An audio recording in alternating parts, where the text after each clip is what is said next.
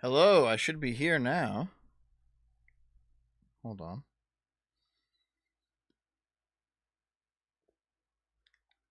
Hey, am I. Is it working? Hi. Get your coffees, friends. Mm.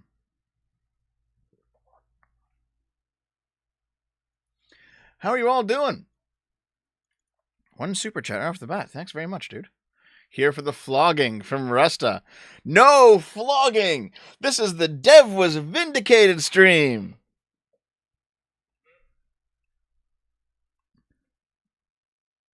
Dev was vindicated. I was only partially vindicated, to be honest. As much as I like to shit talk online, I was only partially vindicated. But still, a partial vindication is quite nice.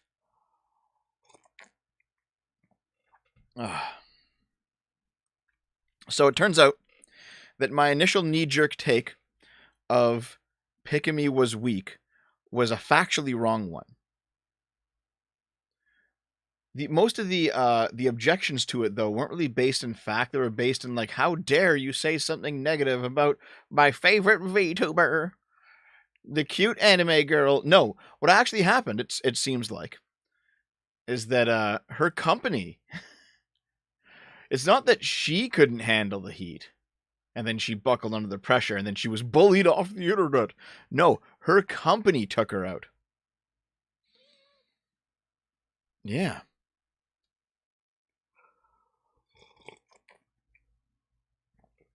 I don't think that V was the one that was necessarily vindicated. V's point of she's acting in her own interest.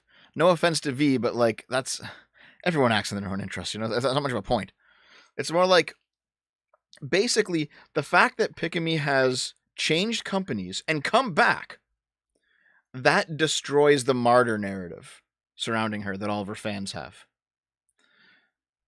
Basically, like there was like. I think it was mostly in the fans' head as well that it was drummed up as like, oh, all this drama and all this stuff, all the bad feelings about it. It's like that was all just in everyone's head. Pikami wasn't like this simpering wallflower turned martyr who was just like collapsing into bed sobbing that people on the internet were mean to her and she was forced to stop doing the one thing that she truly loved in her whole life.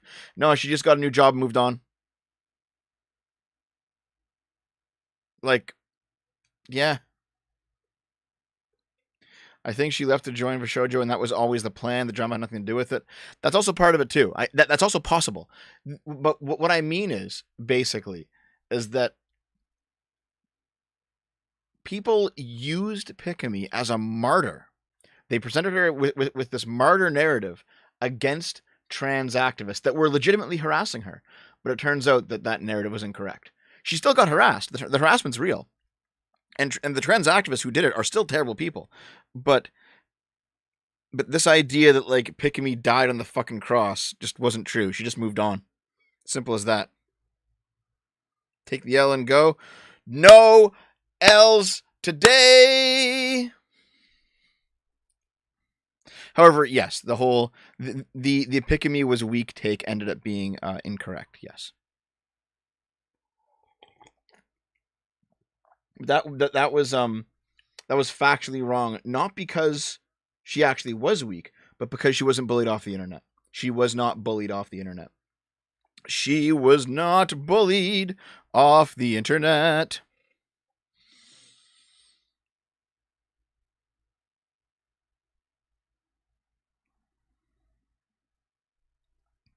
Thanks for the supers, guys.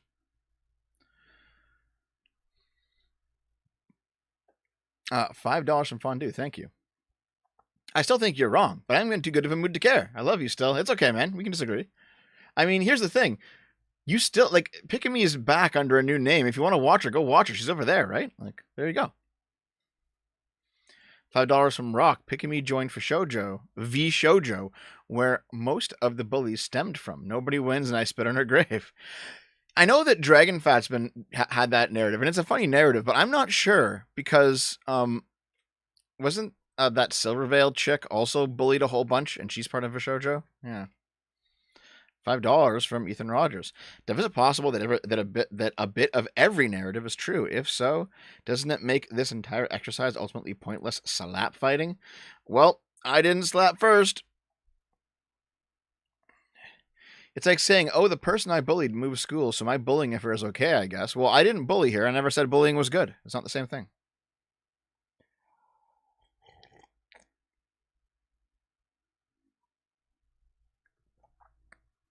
Oh, anyway. I'm feeling good about it. I'm wrong, but I'm right. Yeah, kind of. Yeah, actually. I'm wrong, but I'm right. Yeah. So the Pick-a-Me was weak take was based on the hypothesis that she quit as a reaction to getting bullied. And if she actually quit as a reaction to getting bullied, then that would be a correct statement. And everyone who's like, no, she's a victim, no, is like, no, shut the fuck up. However, that was an incorrect hypothesis because she actually didn't quit as a result of getting harassed. So, that's that. Solo, $5. Her friends could have talked to her in private to encourage her to stay. Sometimes having a comeback has to be backed by strong friends. I mean, who knows? Maybe they did, maybe they didn't. I've heard some reports saying that like she like some people in her company said that she was already planning to leave anyway. So I don't know.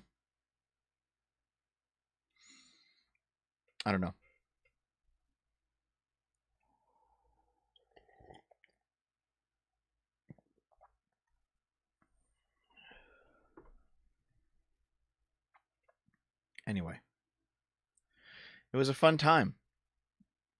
It was a fun time this morning. What you just said is not correct at all. Doesn't seem like it. Seems like I'm pretty much correct. $10 or £10 from Mr. Bruh. On Twitter, it seemed like you were saying the British Empire didn't exacerbate the Irish potato famine and didn't put Kenyans in concentration camps. I mean, Kenyans, you mean? I don't know. The Irish potato famine.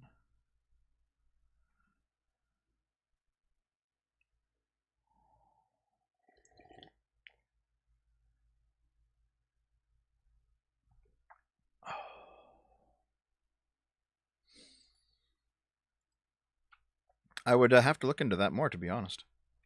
But the point is that the British Empire was a better empire to live under than most other empires.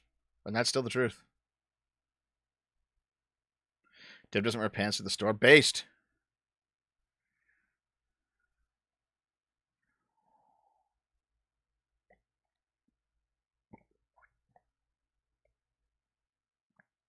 Silverveil left because V Shoujo sided with the trans activists. Oh, okay. I see.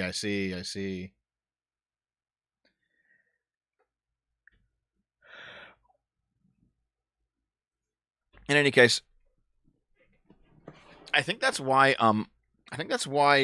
Pick-a-Me was so like ultimately lackadaisical about her leaving. She was like, "Don't worry about me, guys. I'll be fine." Like she knew that she had a soft landing. She knew she already had another job lined up. Like,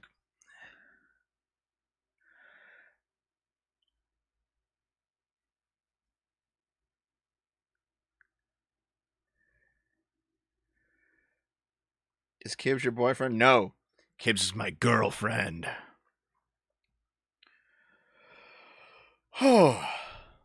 So,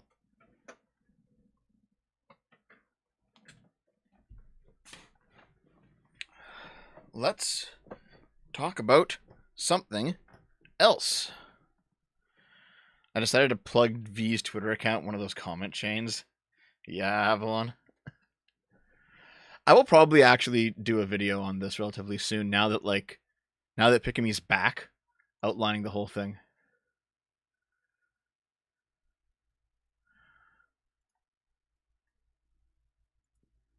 But yes, I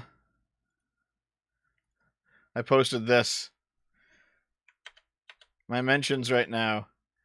Angry leftoids screeching about my Europe was right to stop barbaric native practices take. Angry VTuber simps screeching about my Pick-a-Me was always quitting take. Angry rightoids screeching about my Tranners should be left alone take, and you're all wrong. I feel like I'm warring with everyone right now. You know what I mean? I'm warring with everyone. Every time somebody asks where the trucker video is, I add 1 day to me not releasing it.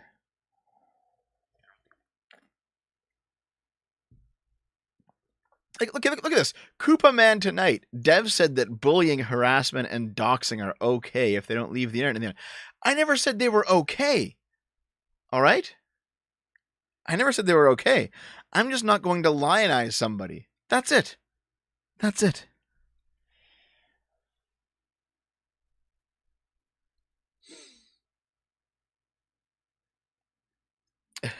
Oh, the misery. You got no right to call anyone something the way you lust after Lilith. Dude, listen. I can have. Listen. I can't be able to say this. I can have trans friends without being romantically interested in them, you fucking weirdos. $2 from Stug. Do the free will video instead. Oh yeah, I gotta do that. I gotta do the free will video because, like, one thing that we do know is that from a psychological point of view, like, humans don't really have free will, which is kind of like a black pill to swallow. But knowing that, the real question is, if we don't have free will, what is a human brain doing when it thinks it is exercising its free will? What's actually happening there? It's a very tough question. I got to wrap my head around it and do the video. It's a very tough question. $5, Ethan Roger. I also I think people overassume your position because it sounds like step 2 in the narcissist pair things. It wasn't that big of a deal. It was a big deal. Like, no one ever likes getting harassed, right? No one ever likes getting harassed. But at the same time, I do think that it is your responsibility to manage your response to the curveballs that life throws you. Dev isn't going to make a trucker video because he's anti-trucker. I'm actually not anti-trucker. I think that for the most part, the truckers are probably correct. I'm not anti-trucker at all. It's just not a video I've been working on.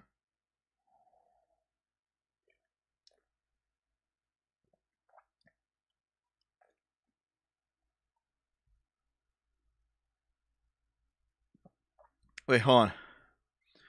She even herself said you are creepy about her. Really? Really? Okay. Where'd she say that, dude? Fill me in, Koopa Man.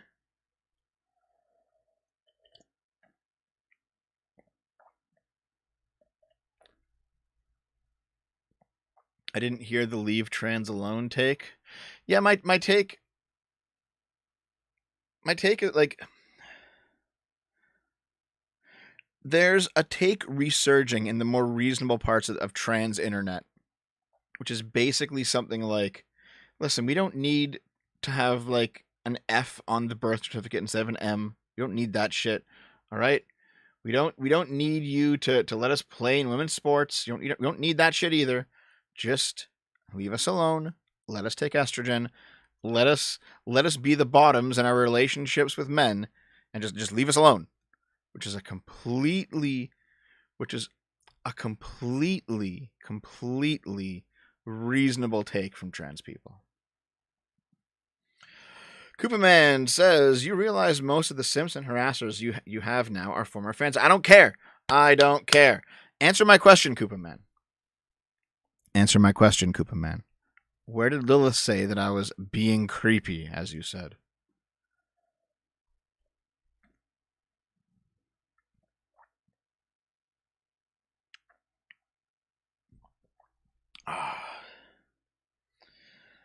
When are you going to make an Alex Jones style Justin Trudeau is Fidel Castro's son YouTube video style schizo rant April Fool's joke? I probably should.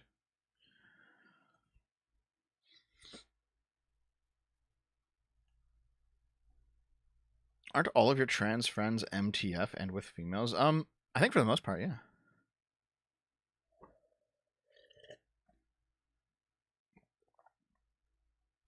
Oh.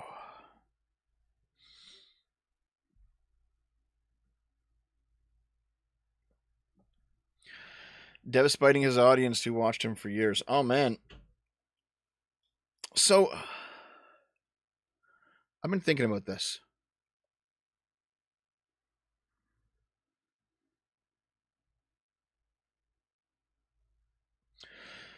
I've been thinking about this a little bit.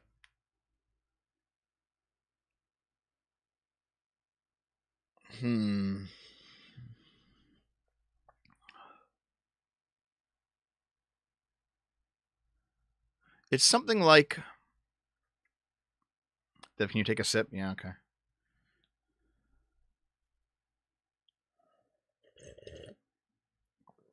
There you go.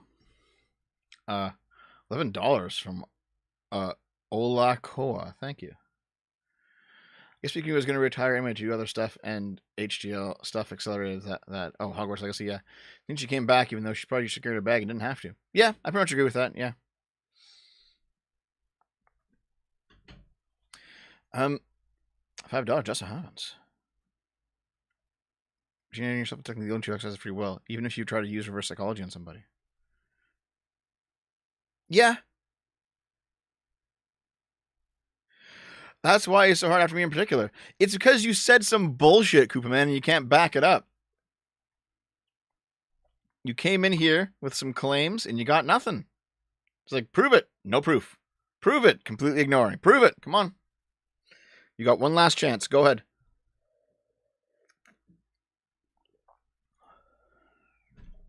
But listen, there's something I've been thinking about. Can I just find it here real quick?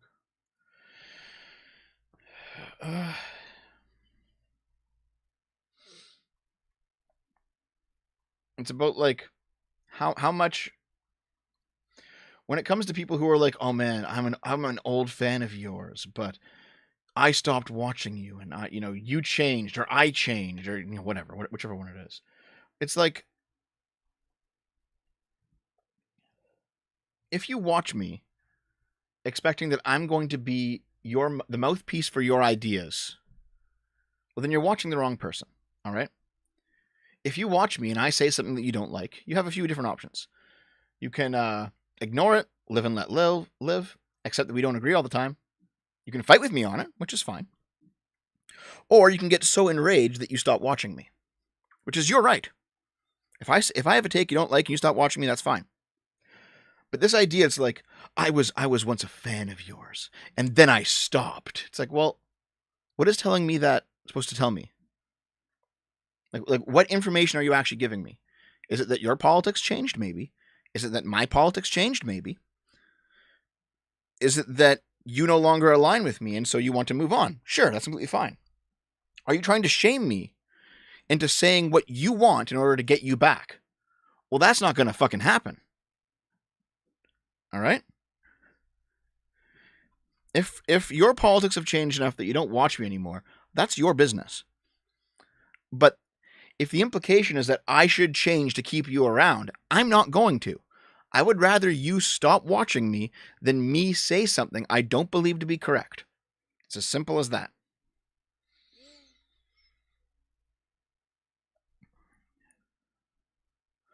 $5 from Barrett Privateer. Thank you. Are you here because you want Dev to affirm your existing beliefs, or because you like his reasonable, calm, well thought out takes even if you disagree? Exactly. Thank you very much, dude. $5 from Fondue. On that note, I'm starting to think extremists are useful in discourse to force people to the center. It's why I think the right shouldn't let up. They should just keep being crazy to maybe that's the play. Lady Columbia, $10. The question of free will is the three distinctions of the mind: physical reactions such as nerves being immediately damaged, automated behavior people pick up over the years, and volitional thinking.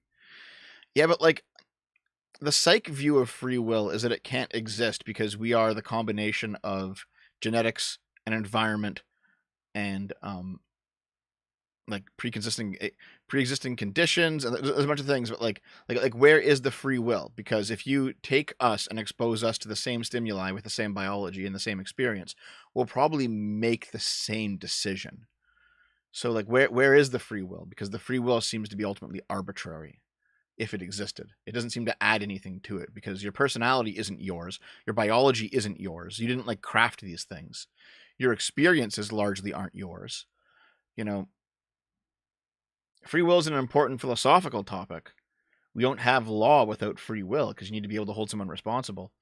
But at the same time, I'm not sure if there's any biological basis for it. You know what I mean? $20. People consider you picking me take bad is because you're coming in from the perspective where you and I grew up on a much more trash talking and gory internet. But you can't expect that fortitude from someone who didn't. I mean, fair enough. Fair enough.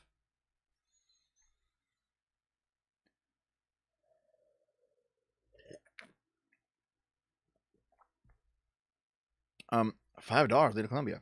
By the way, when I or objectivist, if you ever engage with the content, use the term tabula rasa solely in a philosophical context, i.e. the idea of a triangle. Okay. I don't quite know what you mean there, but thank you.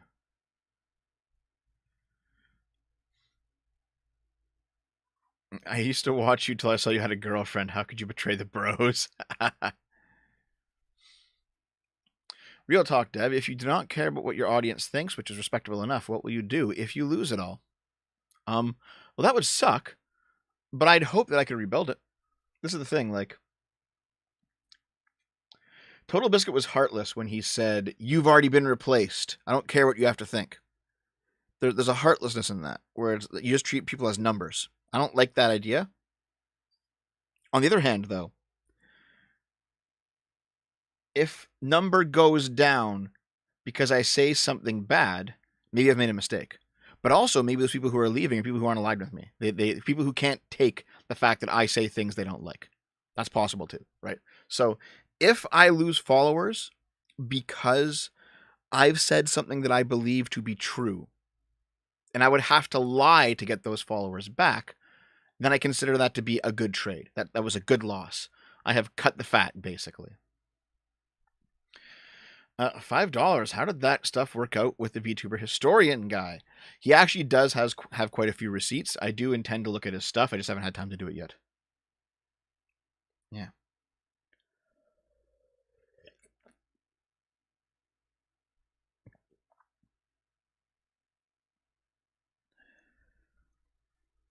Okay, Koopa Man. Koopa Man, you've been coping this whole time. You have not actually come up with any proof. What are you going to do? Ban me? I already done several weeks ago. Yeah, okay, I'll just ban you. Sure. All right. Man, Koopa Man came in here. He was like, Lilith even said you're creepy about her. And I was like, where? Show me. And he was like, ban me. Okay, fuck, I'll ban you then. Fuck, get the fuck out of here. Get this guy out of here. Don't give him his coat.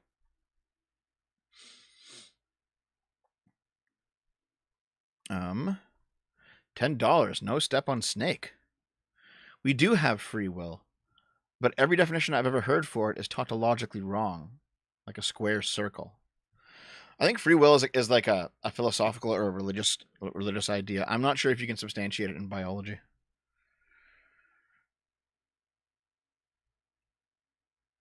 More like the extremists would remind us what society would look like if we gave up on polite debate or proper politics. Yeah, that makes sense. Yeah, I think I know what you mean.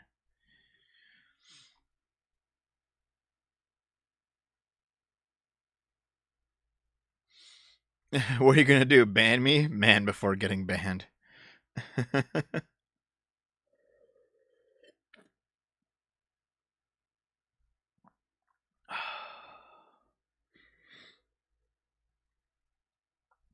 No. I banned Koopa because he claimed that Lilith, despite, publicly being my friend and privately being my friend, is going around behind my back saying that I'm creepy. And then he refused to provide receipts for that claim. So I said, you know what? Get out of here. Hey, Colink, what's up, buddy? You fucker.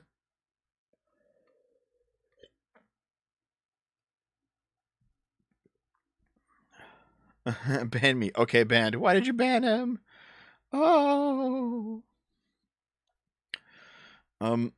Joshua Gilbert. I know he's a Christian modern philosopher, but I'm just curious. Have you ever read anything by G.K. Chesterton? Never even heard of him, dude. Never even heard of him. But thank you. I can always look into that. Here, I'll copy and paste that name for later. I'll check it out, okay? Thank you. Put this over here. Oh, man, my coffee's almost done already. Well, thanks, Avalon Apple, even though we're disagreeing. Donny the Ashen One for $10. Thank you. Is the destiny of mankind ruled by some transcendental entity or law? Is it like the hand of God hovering above? At least it is true that man has no control even over his warm will berserk. Was that like a was that a voice dictated super chat? Thank you, dude.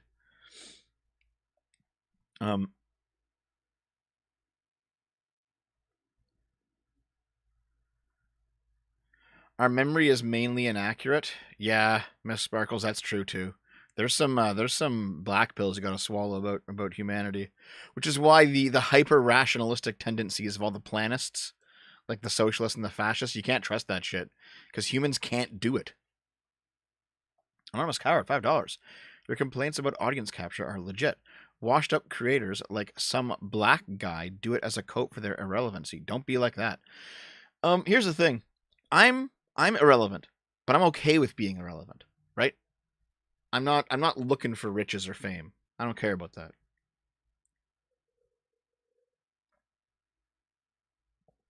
There are people on Twitter who say like, Dev, you're just grasping for relevancy. You're trying to be. It's like, I don't care. I don't give a fuck. You know, I get like 20, 50, sometimes like 75 at the most viewers in the gaming stream. I might get 300, 500, 700 for a sip. Sometimes I'll have like Arch on. I'll get like over 1,000. Sometimes like I've had streams over 5,000 people. Either way, I treat all the streams the same. It doesn't matter if there's many viewers or few viewers. You know, I'm here to do what I want to do. If people watch, fine. If people don't watch, fine. But it sounds selfish in a way, but my projects are primarily for me. I'd like Dev to apologize for his statements about Spoon on Adam and Sitch. The only statement that I remember giving about Spoon on Adam and Sitch is that I made the claim that Spoon, he first got sucked into the right-wing political ecosystem because he began reading Mencius Moldbug's An Open Letter to Open-Minded Progressives, and it kind of opened his eyes a little bit. And as far as I understand that's a correct reading of what he did, because that's what he said on his own podcast. So nothing to apologize for. Columbia, $10. Free will is in the act of full application of a thought to a focused idea, integrating it and automatizing it, such as the case of raised Christians dislike regular Christian view of a vice. I need to think about it. I don't know. I don't know how I feel about that.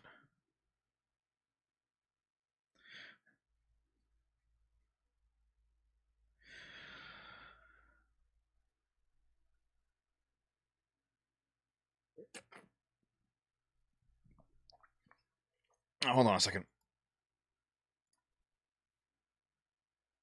There we go. Much better. Some people don't know what it means to go away. Maybe they'll figure it out eventually. Do it yourself for €10. Beans, thank you. Beans?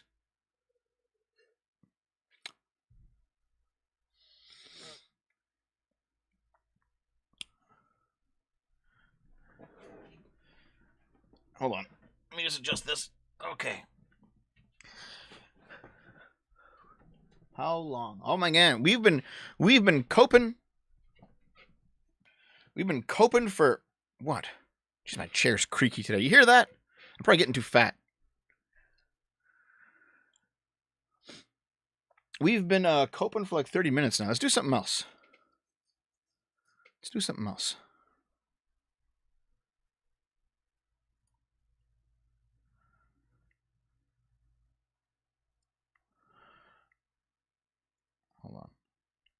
Okay. Okay. Let's pull this up. As always, guys, I appreciate all your super chats today.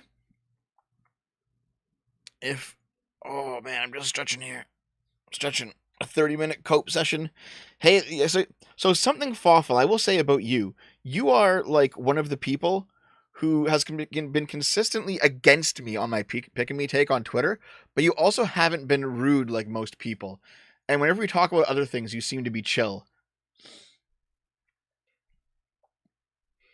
Hot mustard Doritos? Jesus, that's not... Oh my god.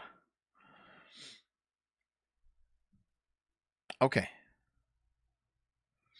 So, I appreciate all the support. If you want to send me packages...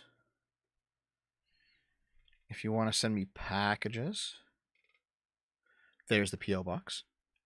If you want to get yourself into the D Club and Discord, that's a $5 recurring monthly tip through Patreon, Subscribe Star, YouTube memberships, or the Twitch sub button. Also, $100 US directly to the PayPal gets you in there for life. Dev, what is your take on beans? I don't fucking know. They're okay. Just food.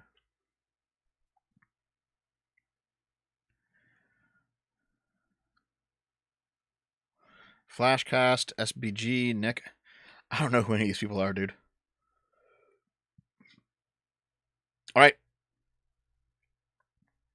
Give me a second here. Nope.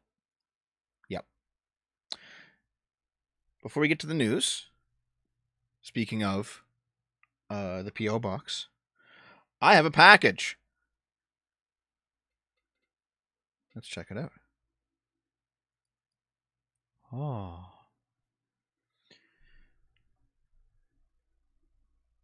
I'm just gonna move the mic away a little bit.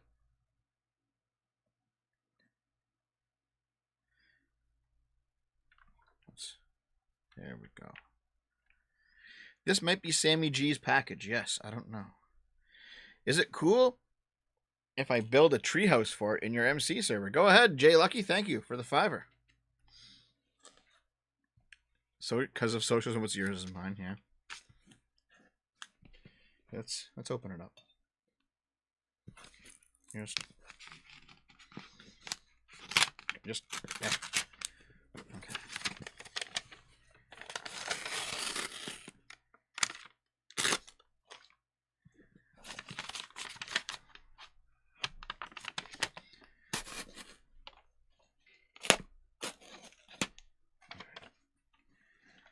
It's not in the shape of Sammy's package? Oh, okay. I guess it's somebody else's package then. Let's open it up and see what it is. Come on. Get in there.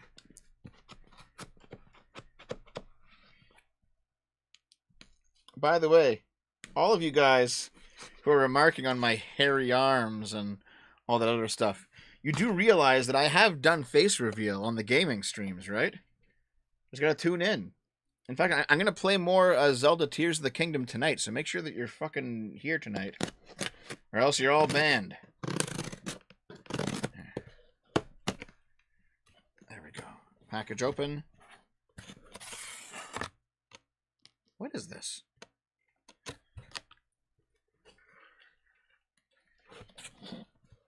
It's like a box of food. Listen.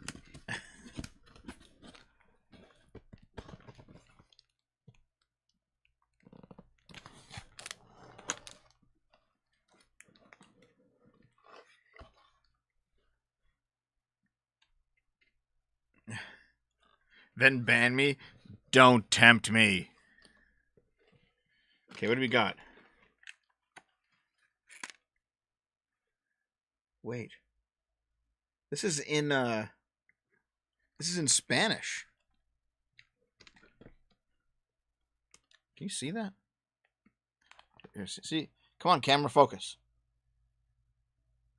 You can't really see it. Can you see? What do you see right now, guys? No, this is a Manicho milk chocolate bar with peanuts, but it's in Spanish.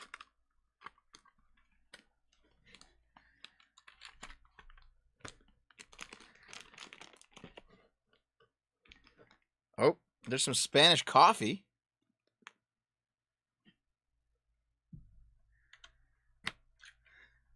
Four. What's this? Oh! It's some sussy wafers. Okay. Some sussy wafers, dude.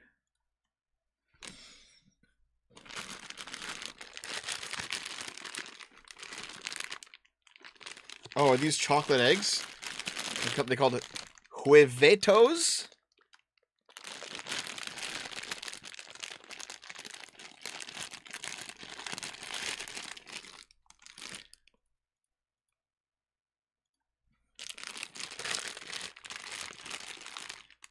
Yeah.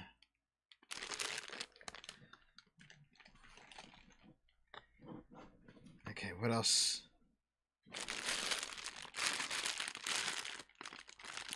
We got Tango minis. Is this all like Mexican food? Ouch.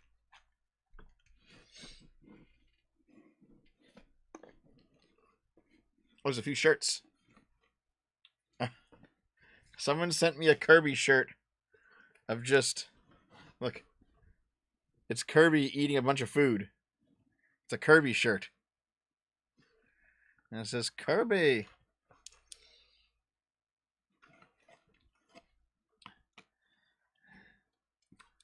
Yeah, I'll throw that over there. Thank you. And what's this one? I don't even know what this is. Hold on. Another shirt.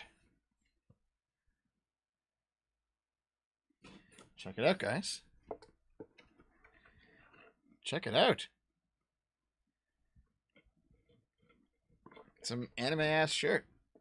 Hold on, I gotta make sure you guys can see it. Yeah. Awesome, dude. Thank you.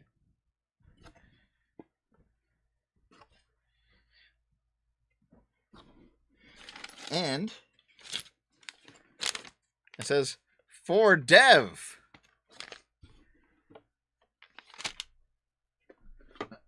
Okay.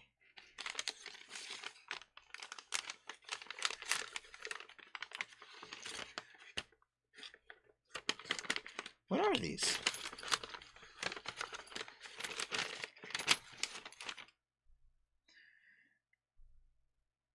What is this? Mexican money? Yeah. It's some kind of a coin. Yeah. Same.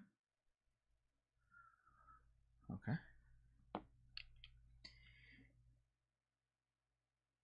This one's in a case, and it has Leonardo da Vinci on it. Can you see? I don't know. Probably can't. Oh no, it's Italian. This is Italian money. I don't know what these are. Wait, this is just like a random fucking. Like, what the fuck? You just sending me your garbage? Oh, this is a Pokemon coin. Yeah, it's a Pokemon coin. Can you see? See if I can get like a light, like a shine, somehow. There. See that? It says Pokemon.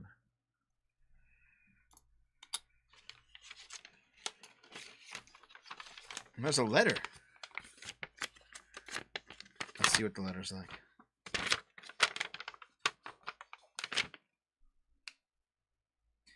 Yep, this is from Wonderful Galaxy. Thank you, Wonderful Galaxy. Hi, Dev. I'll move the mic back into position. Hi, Dev. I wanted to gift you a couple of things, but I wanted to wait until I got everything so I can send it in one package. In the envelope there are 3 coins. 1 Pokemon coin and 1 NFC tag coin. Oh, is that what this is? This is the NFC tag? The NFC has a link to a funny video, and I hope you can play it on stream. Dude, I have no clue how to, like, scan this and get an NFT out of it. I don't know. You just need a modern phone, and the phone will read the tag. Good luck. One of the coins that I sent is from Leonardo's workshop in Venice. 2 coins are from the Wawel Castle in Krakow, Poland.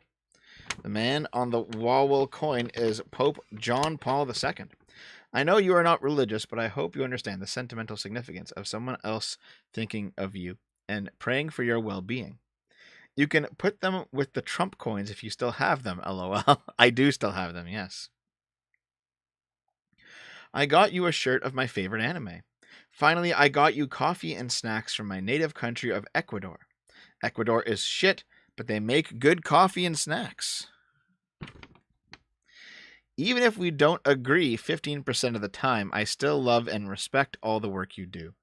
For all the trolling and arguing we in chat say, I hope you still understand that we can all still come together at the table of gaming. Share a bag of Doritos and share a drink of Mountain Dew. With love, Galaxy. P.S. Keep the mohawk. Oh, thanks very much, Galaxy. I really appreciate it. Okay, let's put this stuff back for now.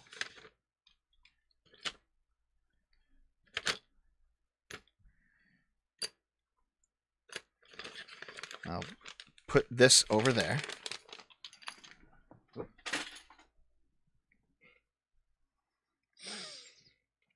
Here's the coffee. You know what? I'll make sure to try the coffee for next week's sip. Okay? So I've already finished coffee. Let's try a tango. Yeah, I'll just open that up. Tango.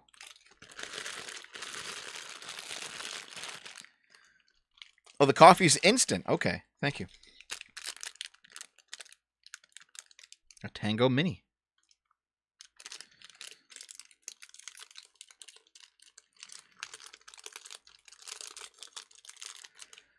Yep, it's like a little chocolate covered sandwich.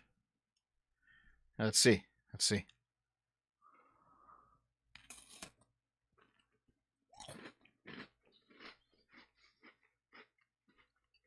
pretty good. It's like a white Oreo with a chocolate coating. So vanilla cookie, vanilla icing, chocolate coating.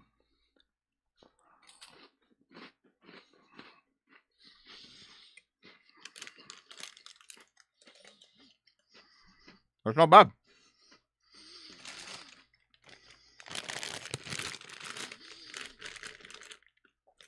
Try out the Doritos next.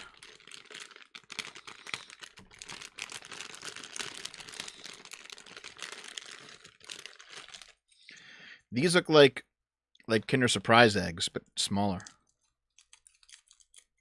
Here, I'll unwrap it.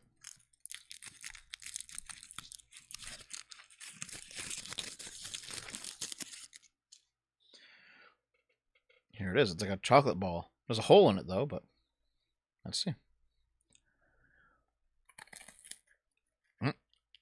Oh. Jesus.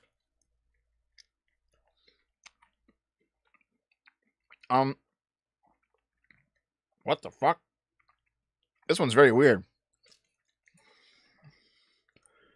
There's some sort of very stale marshmallow at the center. It's like marshmallow surrounded by like a cookie ball surrounded by like chocolate.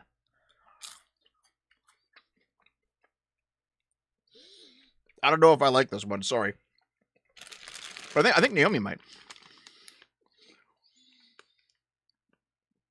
It's a wafer surrounded, yep. Egg-shaped wafer cookie filled with cherry-flavored cream. Didn't taste like cherry at all.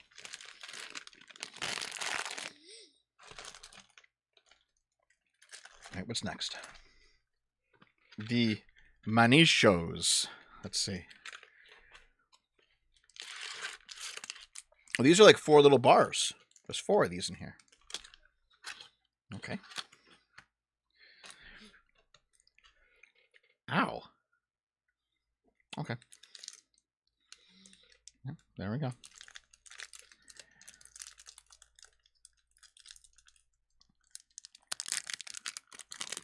I'm only eating because someone gave me some, dude. Look, there's a little bit of bloom on the chocolate.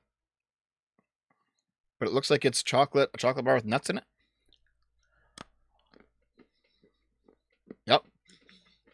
It tastes like milk chocolate with nuts.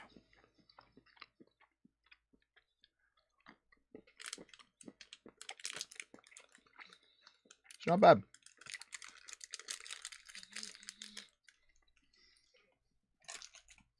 And there's one final thing to look at. The Sussy. Let's open up the Sussy, guys.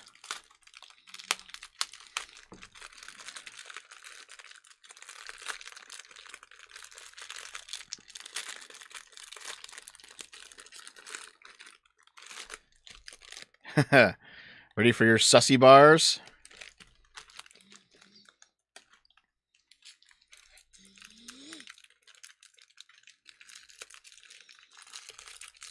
Looking.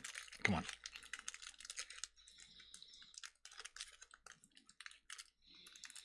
Open up. God damn it.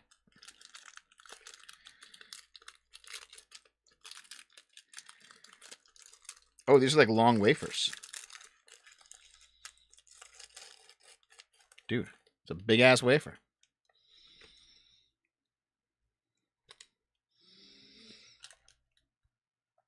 Check it out. Looks like it's a vanilla wafer with chocolate filling. Let's see.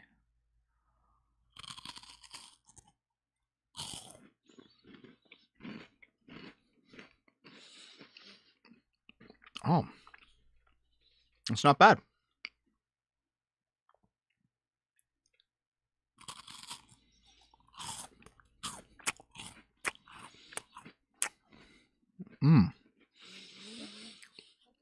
Everyone's been saying give some to Dave, but not give some to Naomi. I can't believe you. It's not bad. It's not bad. That's enough of that for now. But yeah. Thank you very much for all the snacks, dude. I really appreciate it.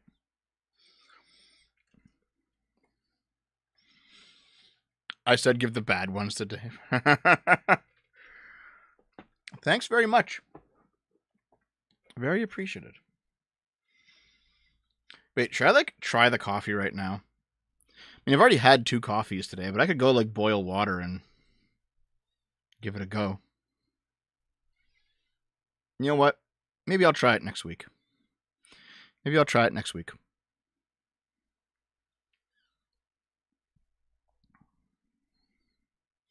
Whoever is sending Dev snacks, you are an enabler. Hi, Tidge. Put spaces between the goddamn emotes. No? Nah? Okay.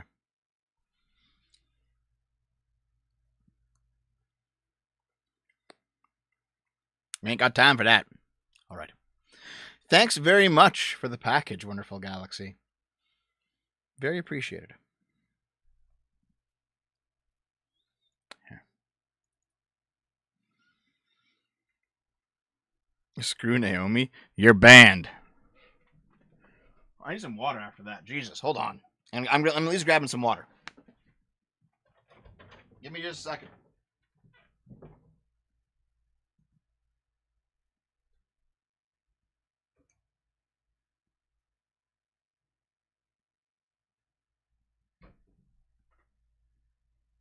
Okay. I've grabbed a water bottle. Here we go.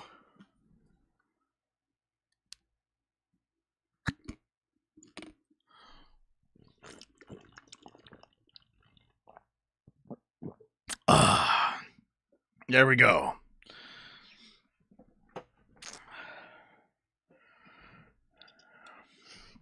Screaming where she's pinned to the floor. Are you lusting after my girlfriend, Schnitzel? Okay. Ah. Imagine not having a 32-ounce water bottle with you at all times. All right. Thanks very much for that package. Wonderful. Wonderful Galaxy. I really appreciate it. I will share the candy with everyone else, of course. Don't you worry about that. Dev's on a banning spree today. Dev is getting tired of giving retards the benefit of the fucking doubt, to be honest.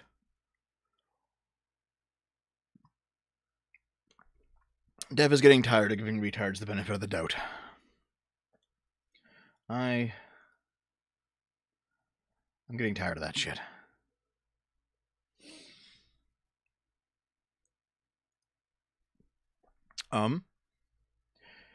But that is all the packages for today. So there's only one today, but thank you very much. I'll open up Sammy's once it arrives. It seems like we've weeded out the morons too from the earlier Pick-a-Me conversation. They've all either left or they've been stupid enough that I've banned them. So that was getting old. We're all getting old, friend. We're all getting old. That's just how it is.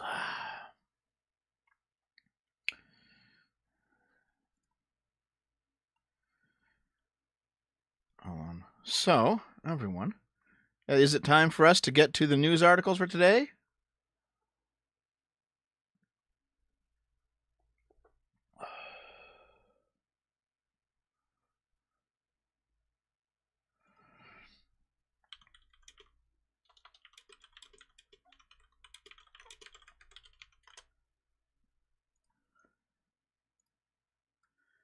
Okay, I think that's the case.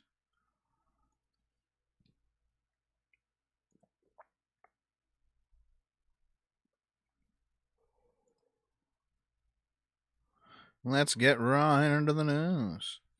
Why did you ban them? I don't like that. Just let them moan. It got to the point, for example, that Koopa guy who just like said blatant lies about one of my friends and her relationship with me. All right, we have a friendship, and he said he was basically just like, yeah, so your friend, you talk with online, you talk with offline, you know, you do a stream with, you've been friends with for years. Oh yeah, she's actually saying behind your back that you're creepy. It's like, okay, fair enough, prove it. And he just wouldn't prove it. He kept deflecting. And I was like, you know what, get the fuck out of here. I ain't here for this shit. All right, get out. I am not banning the trucker video phrase. It's become a meme at this point. It's kind of funny.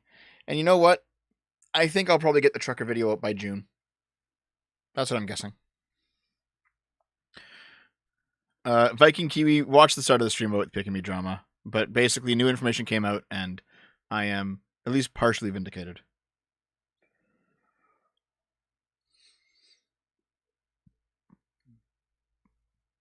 So, oh, one final thing. I will say, I trust Lilith because despite our disagreements, I know that she wouldn't backstab me. I mean, if she would, I guess I have egg on my face, and I'd stop hanging out with her if she did, but I don't think she will. We have many disagreements in private, and the private disagreements, we talk through them like adults, you know? And it's true, I have less disagreements with Taftadge. It's also true that Taftadge is better spoken and Taftadge is better at politics. That's all true, yes. But also, Taftadge has her own blind spots too. I like her a lot, though.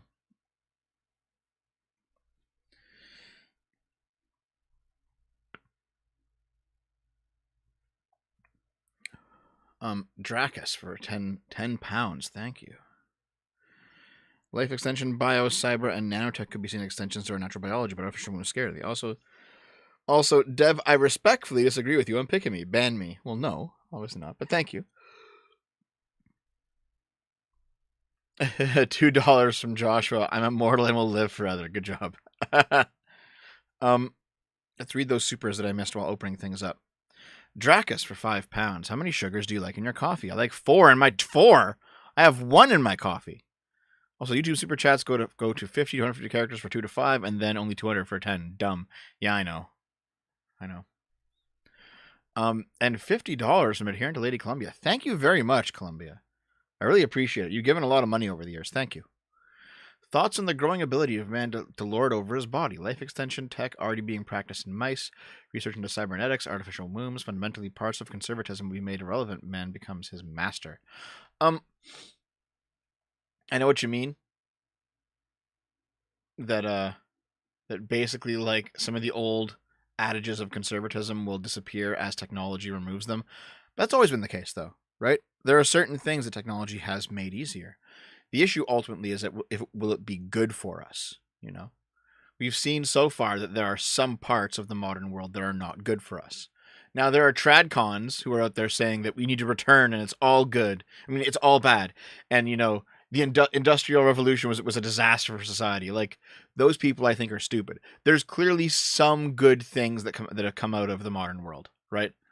In fact, we all use them. You know, even the most traditionalist person still enjoys like certain manufacturing processes or certain products or something, right?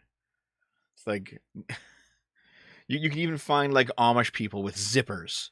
You know, they're not going back to before the fucking Industrial Revolution. No one is. No one wants to. The issue is that not all of progress is good, and we currently don't have a mechanism to weed out the good from the bad. The progressives just say everything that's progress is good, and that's obviously not true. But then the other side says that we have to go back, and that's obviously not true either. So I guess the issue is that as this technology starts to bump up or continues to bump up against what is good for us, with advanced enough genetic engineering, we could actually just remove the parts of us that don't like that stuff, and that starts to get scary, right? It's like, oh well, you know, X behavior is bad for our mental health. Well, what if we just like edit humans so that it's no longer bad for mental health? Well, okay, that sounds like you've relieved some suffering, but that's also a dark road to go down. Imagine editing an entire population of people to be more docile or something. Like, it sounds like a bad idea. It's like a bad idea. But thank you for the 50.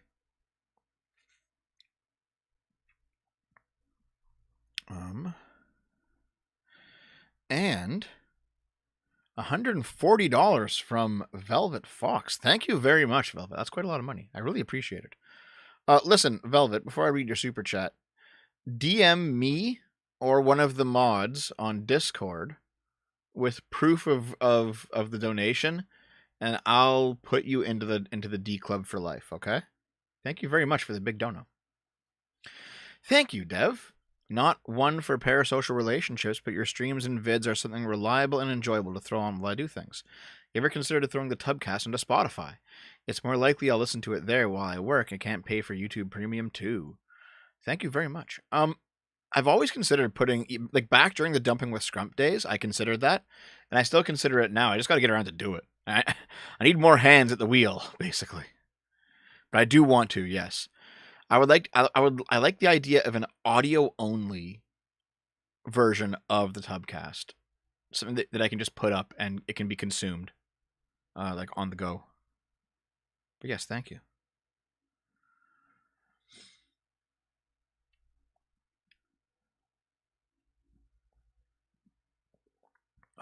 Neon Reagan, sup Dev, still being wrong on Twitter, I see. Let it go. Stop defending the T's.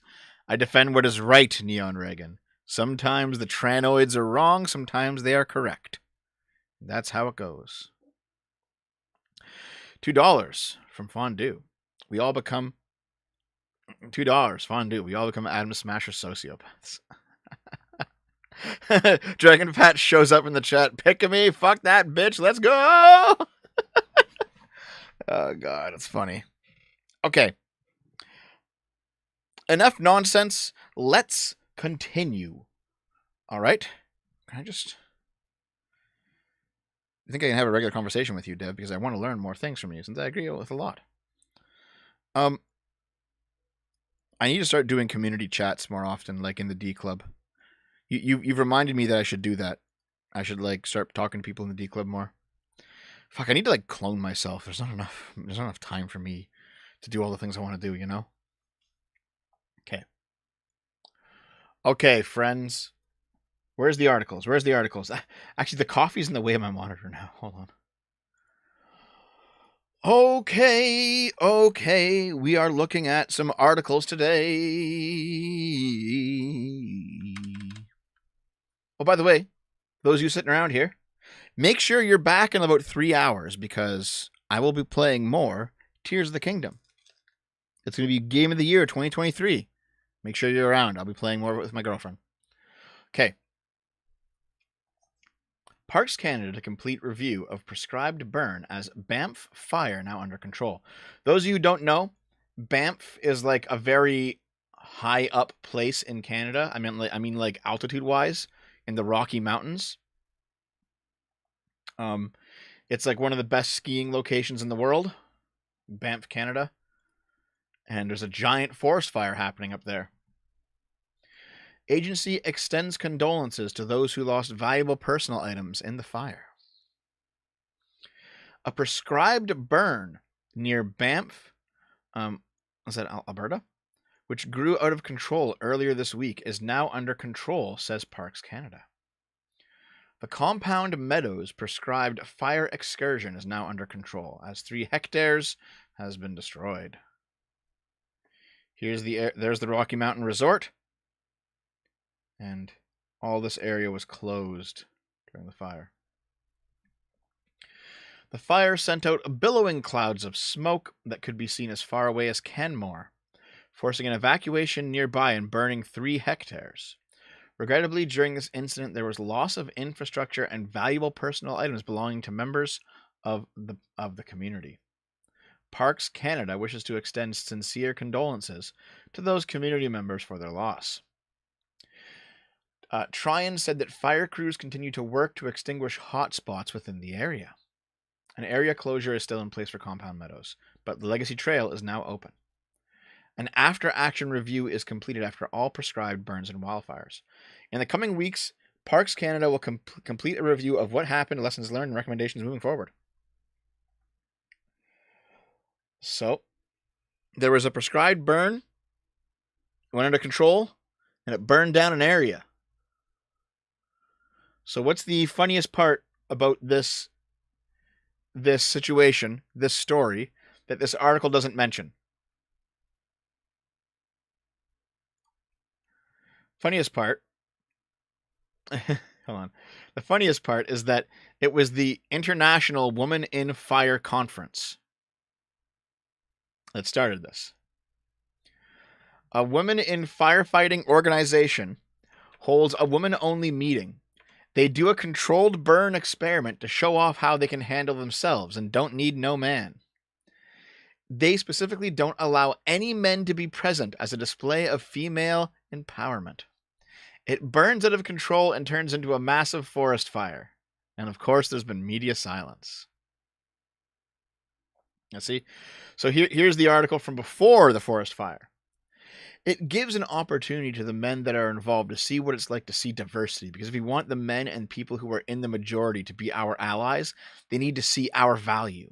And by showing them this amazing lineup of people, that's how we build allies. Having a stronger voice because there's more of them advocating for us to say, these people have value, they bring experience, they bring different points of view. What we're trying to do is level the playing field by giving them opportunities. Well, they not only leveled the playing field, they leveled 3 fucking hectares. My God.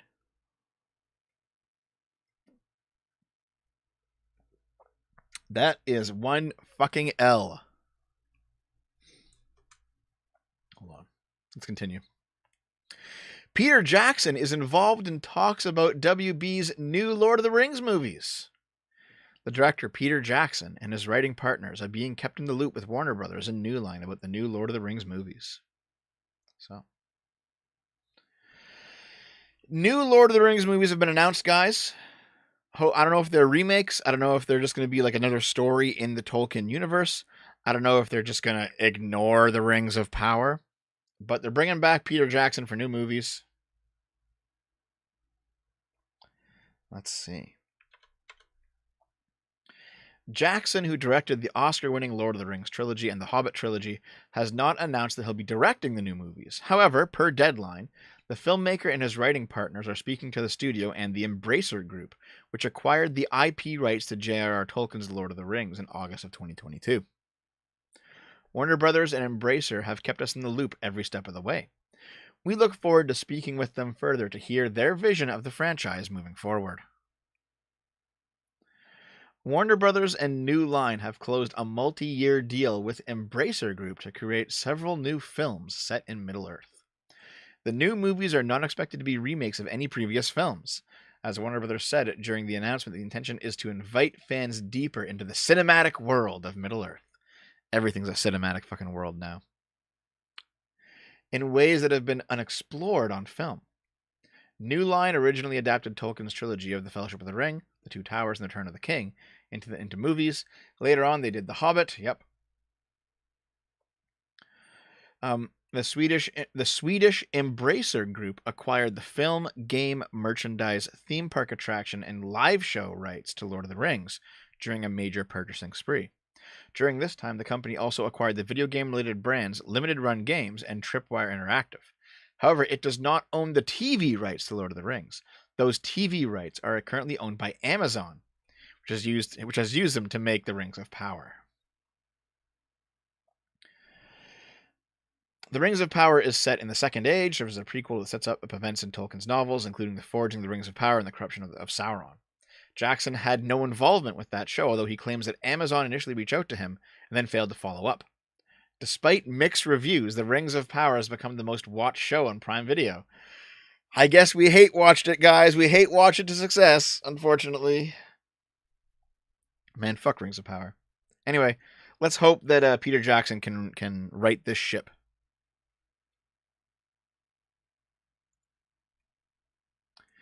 Care 11 investigates. I think it's like a local news station. Legislators failing to reform broken juvenile competency system. What? A teen accused of shooting a man in the head was found incompetent to stand trial, then let go. He's now charged with shooting another man in the head. Jesus.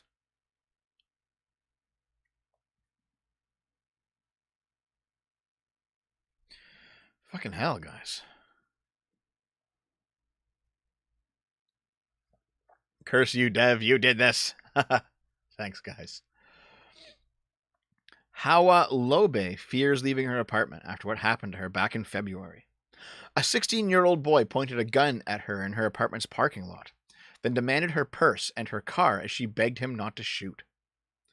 Since then, she's been unable to work because of the trauma and unable to afford repairs on the car after the teen crashed it into a snowbank. She thought she was going to die that day. It changed everything. And yet, the police said, you're the lucky one.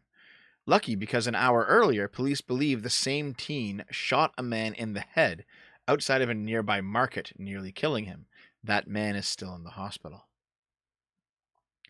Members of the anti-violence nonprofit Minnesota Acts Now were there and worked to save the victim's life.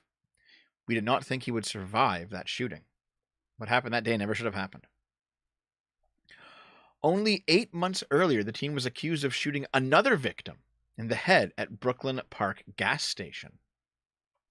In that case, the teen, who has already faced more than a dozen other crimes, my God, was found mentally incompetent to stand trial due to his mental health and low cognitive functioning.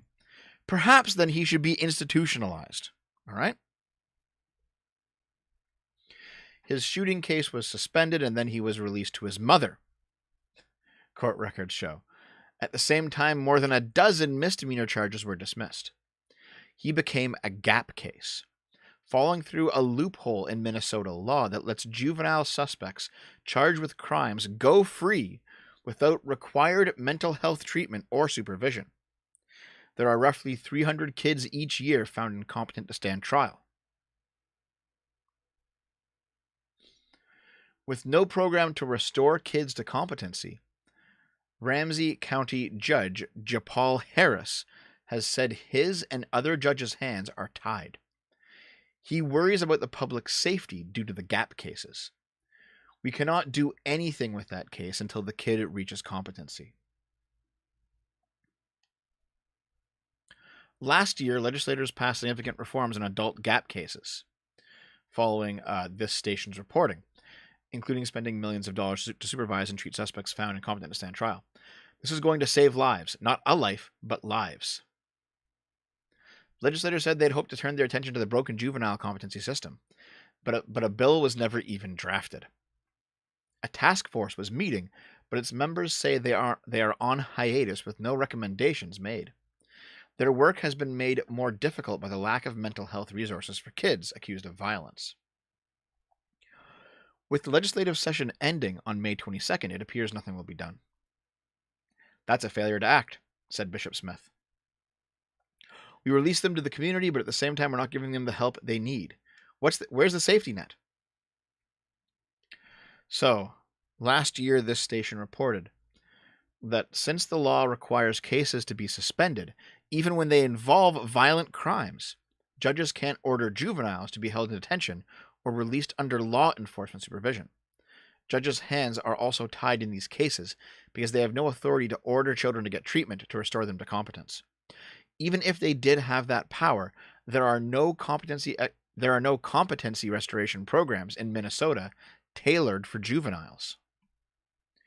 In one case, a mentally ill teen who was charged with 2 armed robberies found incompetent to stand trial for these crimes and then let go to his grandmother instead of secure treatment. If he's incompetent, then where's the help at? I can't help him, grandmother said. The teen would run away and go on a violent crime spree, including breaking into an elderly woman's home, beating her in the head, and robbing her. So what's happening here is that judges are finding that these people who are, well, they close the adult loophole, it sounds like. These people under 18, kids, juveniles, they have legitimate mental health issues. Enough that they are incompetent. They cannot stand trial, right? They basically hit the threshold for what it means to be incompetent legally. But the state has no mechanism. There's no infrastructure. There's no institution that they can work through to deal with somebody who is too mentally incompetent to stand trial. There's no treatment. They can't lock them up. Before you would just lock these people up, but now you have progressives who say, listen, you can't just arrest somebody because they have mental health issues or that's ableist, you guys. Well, okay, fine, but there's nothing else we can do. So the judges have to let them go, which means that they go back out on the street, and despite whatever mental health issues they have, they still commit these crimes. You can't just let someone running around. You can't just let people run around killing other people. You can't do that. Even if they're they're mentally ill or they're retarded or something. You still can't just let it happen. But that's what's happening in Minnesota right now.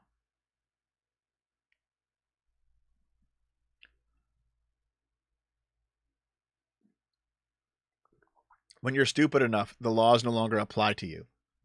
I can't see how this could ever potentially backfire. Exactly, right? Exactly. That's like the Alexander Solzhenitsyn, if a criminal robs someone, he just didn't know any better. He needed education. But if you did it, you knew better. So you actually went to jail. Fuck. Yeah.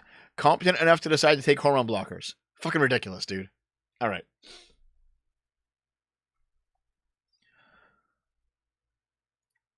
Indie dev files DMCA takedown against his own game as dispute with publisher continues. The Outbound Ghost is now completely gone from Steam.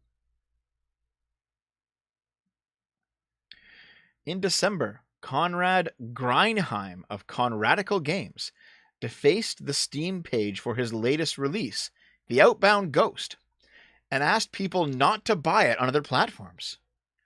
The unusual move came as a result of a dispute between the studio and the publisher, Digerati.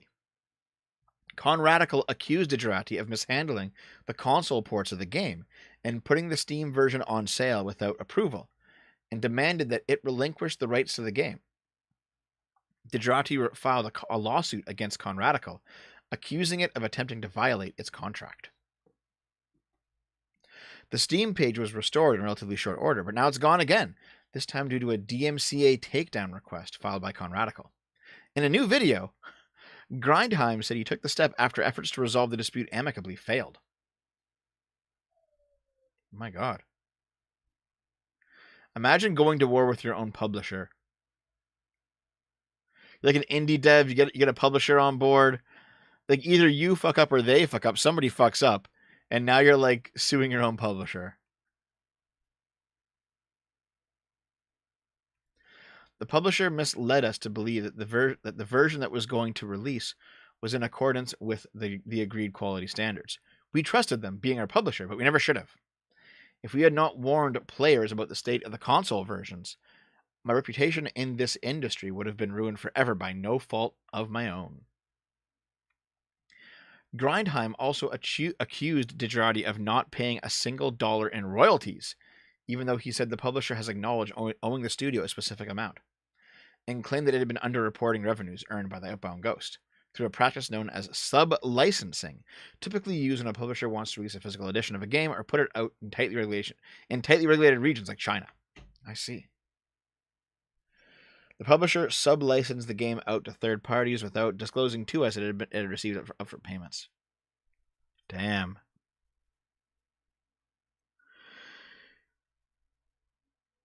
I wonder who's getting screwed over here. Damn, dude. That shit sucks.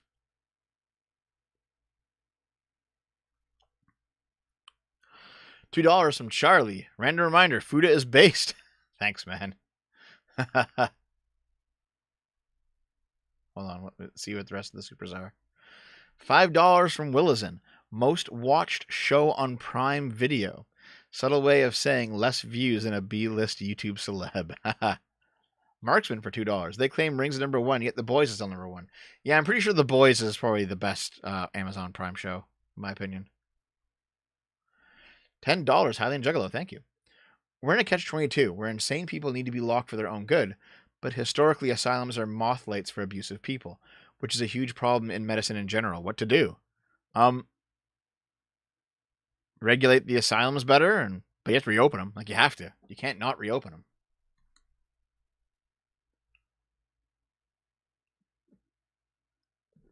Yeah, Engineer, I saw that Linus video. How to get old how to get old Steam games. Yeah, I saw that. Oh yeah, check this out, dude. Check this out. A tweet has gone viral of a woman walking down the street in a modest outfit. But there's a reason why you shouldn't be turned on. Oh, really? That's a nice outfit. Okay. A viral tweet has revealed a huge problem women are still facing. Don't get turned on by this nice shape, I guess, of a woman. A viral tweet has unearthed an awful reality that women are still facing. Elijah Schaefer, a white male podcaster, tweeted a video of a beautiful woman walking down the street wearing a long sleeve dress and added the caption, "Modest clothing, yet every guy looks.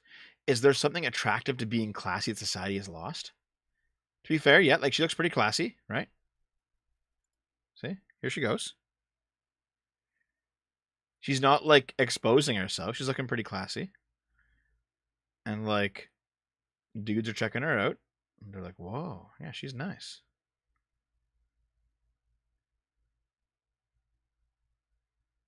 Even girls are checking her out. There's a classy looking guy looking at her. Yeah, he just like blatantly stares.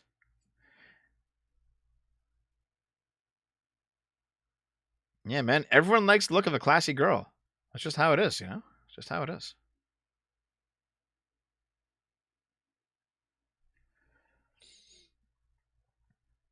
What does this tell us? That Schaefer's observation isn't unpopular, so I guess plenty of men still think women's modesty should be tied to how desirable she is, or that a woman should get praise if she chooses to dress more conservatively. It wouldn't matter what the woman would have worn in this video. She's beautiful, therefore many people will stop and stare, whether she's wearing a bikini or a skivvy. I very much doubt people are gawking at her out of admiration because she looks more like an extra from The Handmaid's Tale than an extra on Gossip Girl. That doesn't look like a Handmaid's Tale girl at all. The tweet has gotten under my skin because there's truth in it. Society still defines women by what they wear. It shouldn't matter if a woman dresses modestly or flamboyantly. It shouldn't be praised or celebrated. It should just be a neutral thing. Well, too bad, because guess what? Everything's political, bitch. I've never heard anyone applaud a man for wearing board shorts that hang below the knee. Someone commented, all the women that I've been the most attracted to have dressed modestly, especially my wife. you. Another person commented, beautiful, classy, in good shape, modest, no tattoos, and well dressed. That's how all women should look like. No. The comments in favor of this tweet were in the minority, but the 150,000 likes have still thrown me. Every day when I get dressed, I think about what I wear and what message that will send to people. By people, I mean men. Why? Well, because when I was growing up, my mom told me not to wear certain things because people would judge me. She said that because her mother told her that, and I'm pretty confident my great-grandmother said the same thing to my grandma. I suppose because they were worried someone would decide if I was classy or not, based on if I was wearing a crop top or a smock dress. The response to this tweet basically confirms their fears were old-fashioned, but still legit. Plenty of men are still praising women for dressing modestly, and the naked truth is that women should be judged on who they are, not by what they wear. Okay, guess what? We all saw the video? Real quick. This is the video we're talking about. This is the girl and how she dresses.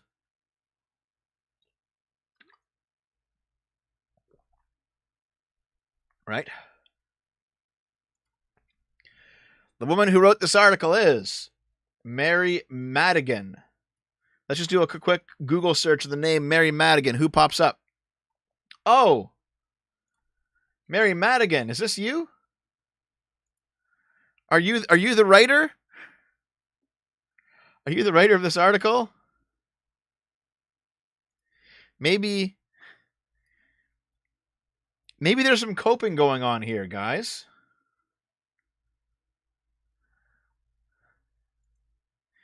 You think she might be coping a little bit? Imagine my shock. Imagine my shock, fellas.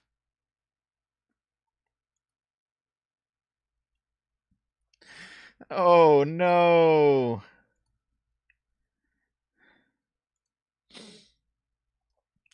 Yep, she wrote an article called Being Plus Size Doesn't Mean I'm Unhealthy.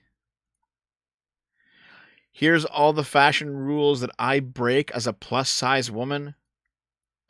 Why I think that dog moms deserve the same rights as parents.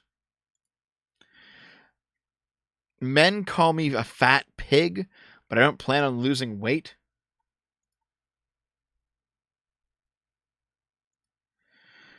I'm plus sized and people are always shocked that blokes fancy me. A pal urged me to lock down a guy quickly. Do blokes still fancy you? When my doctor announced a possible pregnancy for the first time in my life, I didn't feel frozen by dread.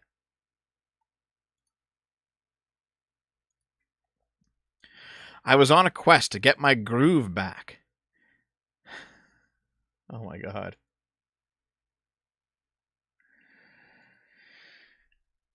Wow.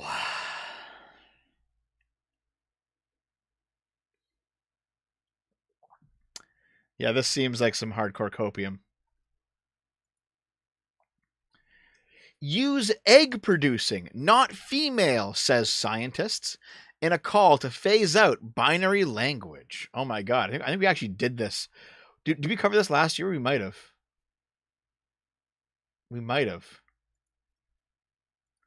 I think we covered this last week. Just in case, I'll archive it again and see. It seems very familiar.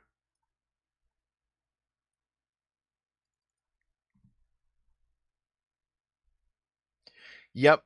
Sperm producing or egg producing or XYXX individual to avoid emphasizing heteronormative views.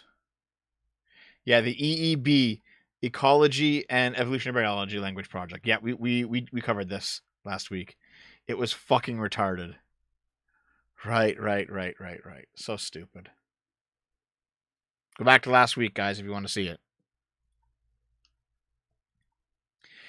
Employee found dead in freezer at a Louisiana Arby's. Oh my God. Ethan Ralph really did beat that hooker in the behind an Arby's back in 1996. Officials in southern Louisiana are investigating after a woman who was found in the freezer of an Arby's restaurant. Ralph, how could you? The body of a woman, an employee at the restaurant in New Iberia, was found shortly after 6 p.m. Thursday. This matter remains under investigation and no foul play is suspected at this time. No other details were released. The identity of the woman was not released. Oh, Jesus. This is a very short article. Just like a news stub. I wonder what happened.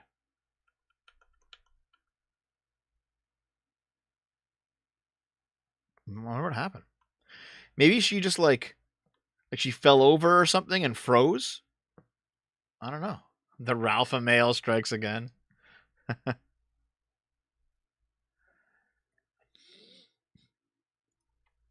Gender-neutral terms for God are up for discussion, says the Church of England.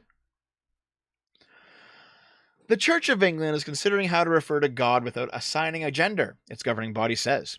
But the Church's General Synod adds that while it's been exploring the idea of adopting new language in recent years, no changes are looming. This is nothing new, a spokesperson for the Church said.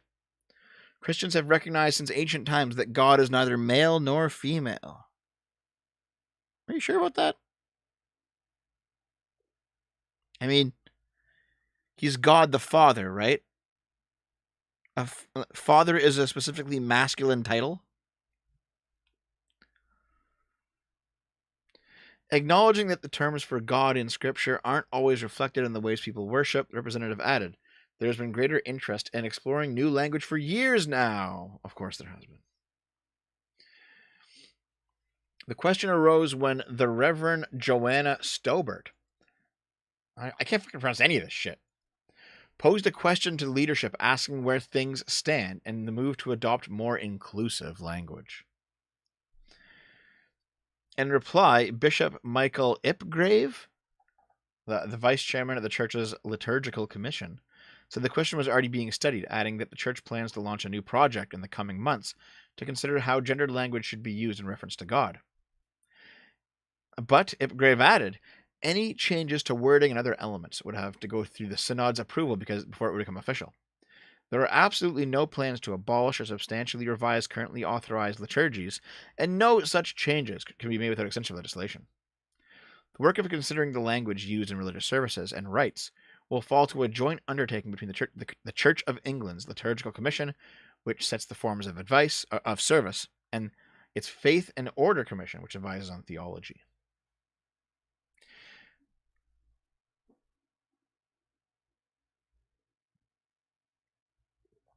Yeah, I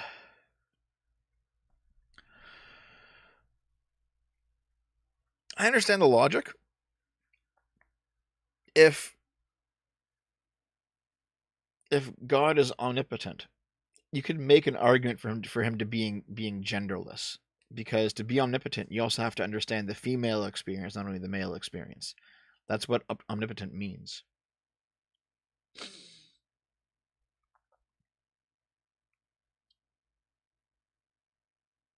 But it still kind of seems wrong, doesn't it? Like I don't know about God being non-binary. That still seems a bit strange.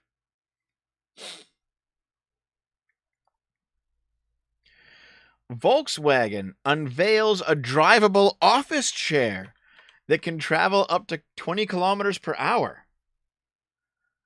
A 5-wheeled office chair prototype that uses the same technology in its electric vehicles. Oh my god. You can just drive around the office on one of these things. What is that?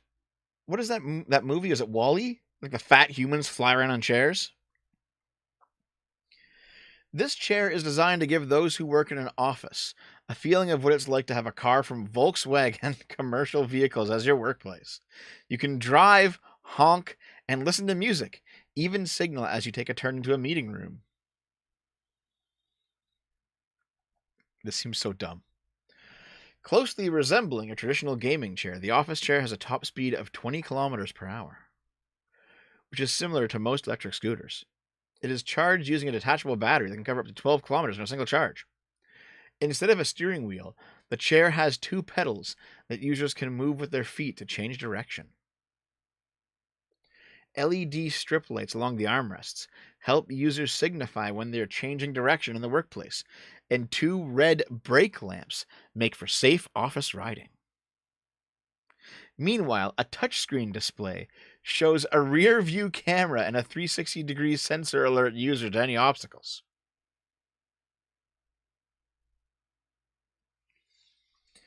With the headlights, you can brighten even your darkest overtime evening. And if an office party suddenly breaks out, you'll quickly be the center of attention and create a very cool vibe with the chair's office party lights. With office assistants like a rear view camera and 360-degree sensors, you're fully aware of all threats and potential disturbances. Just fucking walk around the office, dude. Jesus. Like, I'm a fat fuck and I still get up and walk around the house. Although the office chair won't be going into production, users can take the model chair for a test spin at dealerships and even events throughout Norway. While driving, they can play pre-selected road trip music through the hi-fi system.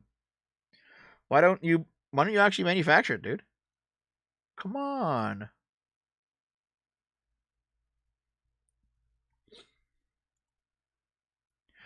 Court orders sperm donor who fathered at least 550 kids to please stop. Oh my god. Guys, you gotta stop impregnating. That's too much impregnation. You can't Genghis Khan over here, okay?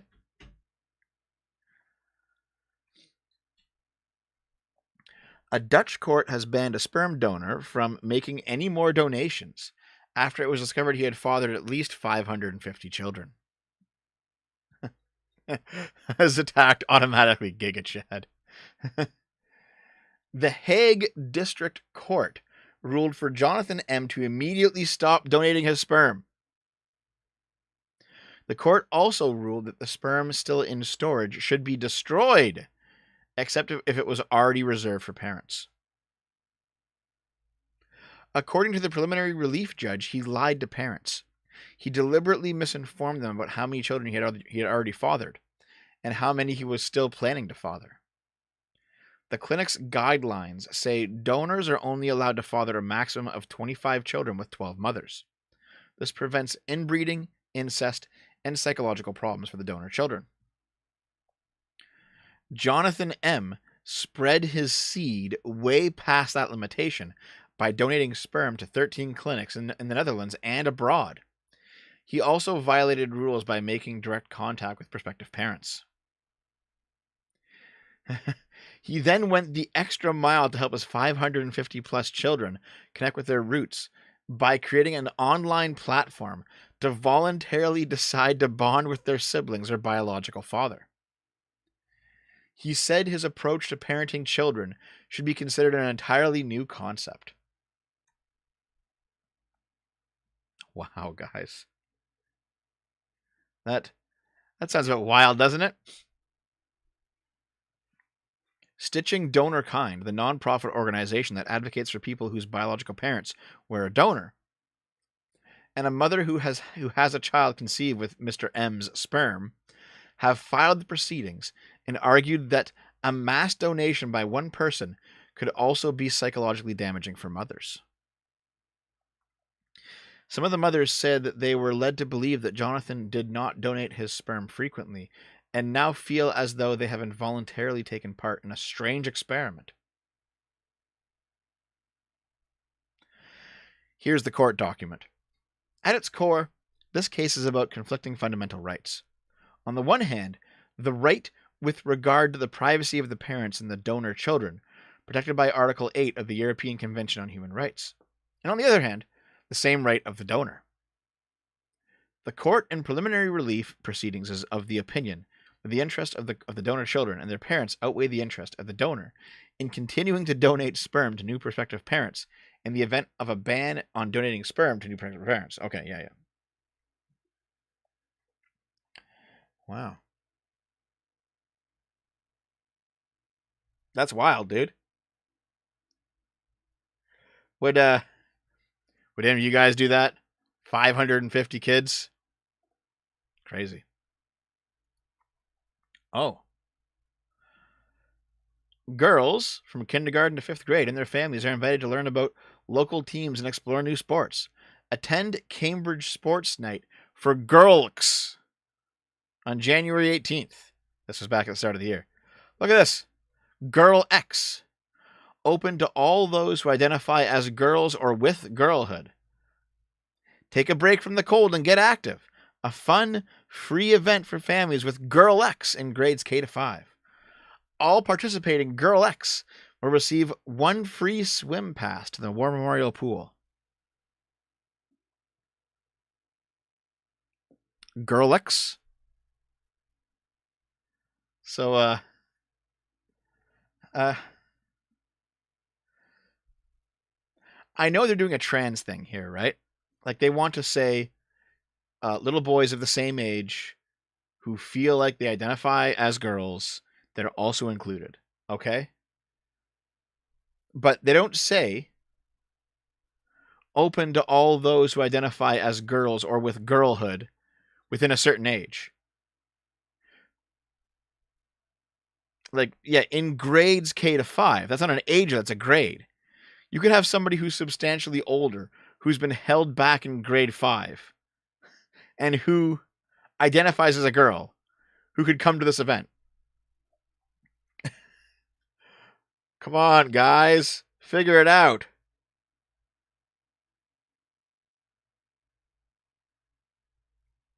There's some clear problems here. Girl X sounds like the name of an orc. Yeah, kind of.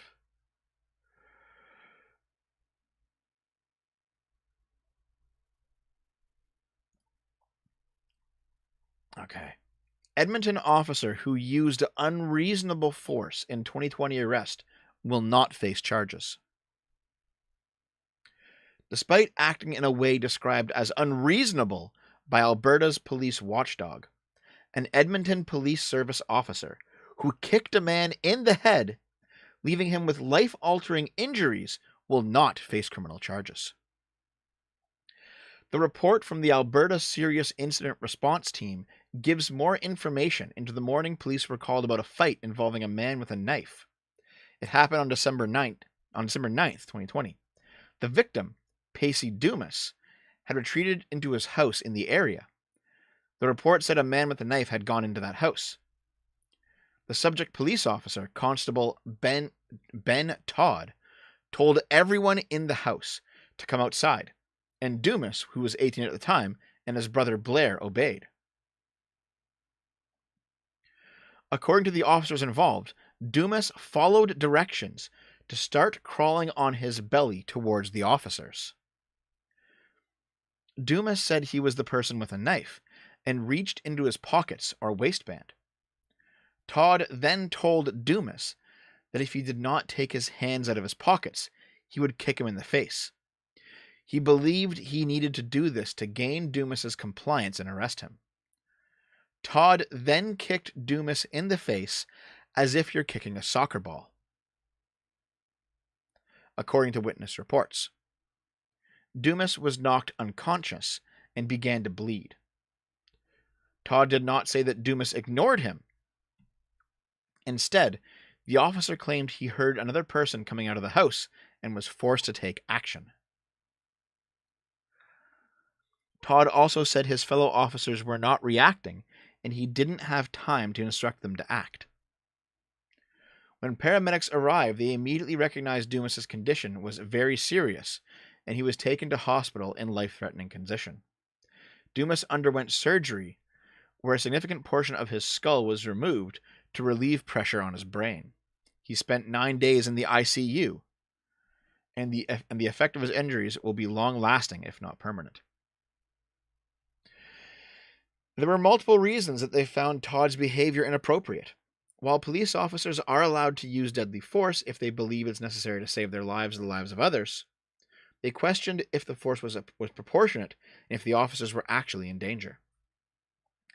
They said that the threat of a knife is somewhat proportional to a kick to the head, but it's important to note that in this situation, Dumas was close to the officer because he had followed directions to crawl there. Todd brought Dumas to that location, yet Todd used Dumas's location justify his immediate and serious use of force. The watchdogs also called into question whether the kick was necessary to protect the police officers.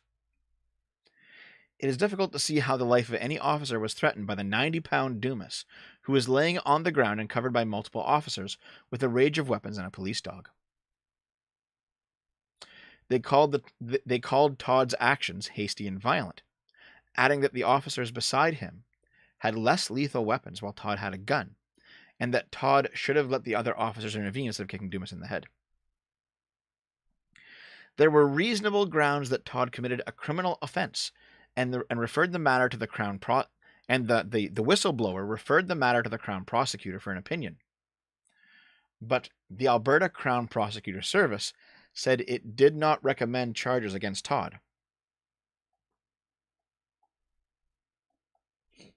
Even though no charges were recommended, the officer's actions are considered inappropriate. The subject officer was standing above a 90-pound 18-year-old and pointing a firearm at him with two other officers nearby offering assistance. While the law allows police to use force during an arrest in appropriate circumstances, using a life-altering kick directly to the head of this AP as a first resort cannot be supported. Damn, dude.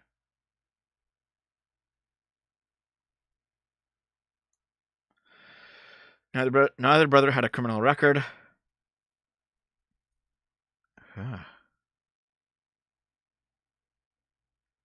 The other brother killed himself. Jesus, guys. It's wild. Okay, so whether or not this kid was actually guilty of the knife threat, and whether or not he had a knife like in his pants as he was crawling towards the officers, they probably this seems like they used too much force, doesn't it? Like, they got this guy covered from all sides. They got weapons and shit. He hadn't pulled out his knife, if he had one. I don't know. I'm concerned that a fully grown 18-year-old male is only 90 pounds. Yeah, that could be like starvation. That could be drug use. I don't know. This seems like it was too much, though, to me. You must be having a laugh. Yes, Minister and the Thick of It were among the satire programs flagged by beleaguered counter-terror prevent scheme for encouraging far-right sympathies. It said the works of fiction were key texts for white nationalists and supremacists. Also Lord of the Rings, too. Now, I don't know if the Yankoids know what Yes Minister is, but it's like an older British comedy show from back in the day. It's pretty funny, but it's definitely of its time. But you are not a white nationalist for liking fucking Yes Minister. Jesus. Some of Britain's most popular sitcoms and greatest works of literature were flagged as potential signs of far-right extremism by a counter-terror program. The flagship Prevent scheme, recently the subject of a scathing audit, singled out comedies Yes Minister and the Thick of It, the 1955 epic war film The Dam Busters, and even the complete works of William Shakespeare as possible red flags of extremism. It said the works of fiction were key texts for white nationalists and white supremacists. Like, how fucking stupid. Far-right extremists promote reading lists on online bulletin boards. And it reproduced an image being shared on far-right corners of the internet that listed important texts underneath pictures of Nigel Farage and Oswald Mosley. The taxpayer-funded document include references to Lord of the Rings, Brave New World, A Secret Agent, 1984, and the poems of G.K. Chesterton. Oh, there's an name again. It also referenced films including The Bridge on River Kwai, The Great Escape, and Zulu. So just liking stuff that the UK has made makes you a fucking white supremacist. Like, how stupid. How dumb. How dumb do you have to be to say that?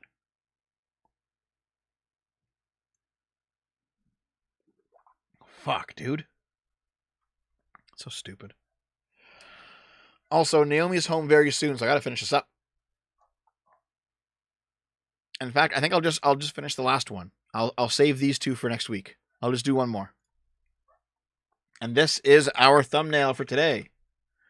Former tutor to serve 6 months for sex with 13-year-old. You mean rape, right? You mean rape? Not sex? A former private tutor who pleaded guilty to having sex, raping an underage boy has been sentenced. Kristen Bellinger admits to having sex, raping with a 13-year-old student back in 2019. Bellinger was sentenced to 6 months behind bars and will be forced to register as a convicted sex offender. Police say Bellinger was tutoring the student at their home at the time. This was separate from her then role as a special education teacher with the Hamilton, Fulton, Montgomery, Bosis district. The district contacted police after the boy came forward. Fucking ridiculous, dude. Fuck. Women pedophiles always get off. Oh, okay, Jesus Christ! What a way to word that. Women pedophiles always have a lesser sentence than men pedophiles, it seems. Maybe that's why male pedophiles are transitioning and trying to get a lesser sentence. All right, chums, let me go check out the final few supers, and we'll get out of here. Thanks for all the support today, guys. I really appreciate it. You guys are the best community ever. Even when we disagree.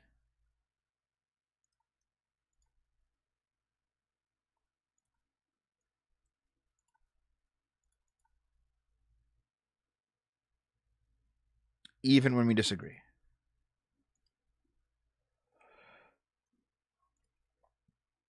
Okay, what's next? Shaker Silver, $5. A neoliberal watchdog identifies satire that pokes holes at corruption and incompetence of neoliberal government as being far right. Yeah, it does seem kind of politically motivated, doesn't it? Wilson, $2. The UK does crap like this. Maybe Sargon's right. Maybe. Sometimes. Oh, wait. Also, those of you who are taking off, come back in a couple hours, guys. I'm playing more Zelda tonight, I think. I gotta poke Naomi a bit, but I think so. So come back tonight, okay? Artemis Fowl, $2. Chat, should I be friends with Dev? Artemis, we're playing fucking Barrel Trauma together. Artemis, if we're not friends, I was just gonna raid Chud Logic, and Chud Logic's raiding me. Hey, Chud. I guess I'll raid Adam and Sitch next. But, listen. Artemis, we're playing fucking Barrel Trauma together, buddy. I thought we were friends already. What the fuck's wrong with you? TF2 server when? Soon. Adam and Sitch hasn't started yet. So I might raid Arch instead. Adam and Sitch hasn't started yet, you fucks. Okay, wait. Where's the supers? Where'd they go? I lost them. I actually lost them. Oh, okay, you're there. Women are given baby gloves in the society? Yeah, kind of. Viking, when can we expect the TF2 server?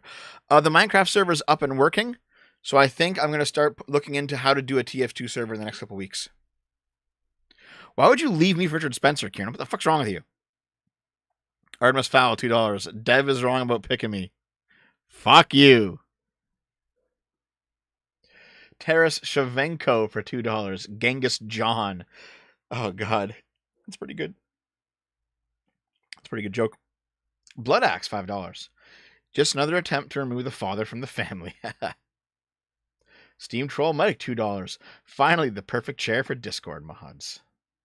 Artemis again, hello. No, it doesn't. Omnipotent means all-powerful. Oh, right, wrong one. It's either Omno, right? Joshua Gilbert, $2. Trinity did not call the Holy Spirit God's wife. What? Okay. Willison, $5. The Church of England has gone too far. We should list out our grievances, write them on a poster, and nail it to their front door. Genius. Barrett Privateer, $2. The Trinity used to include God's wife instead of the Holy Spirit. Really? The Father, the Son, the wife? That's how it was? Okay. No, Ticonderoga. Willa's in $2. Arby's, we have the meats, including long pig. Jesus.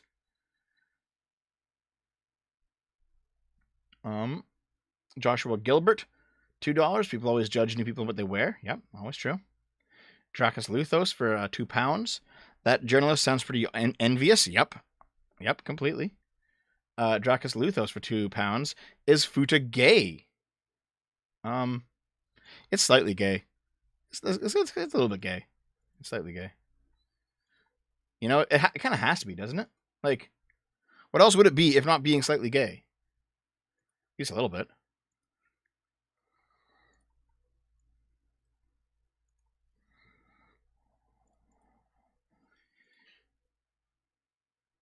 Nope. Adam and Sitch haven't started yet, guys.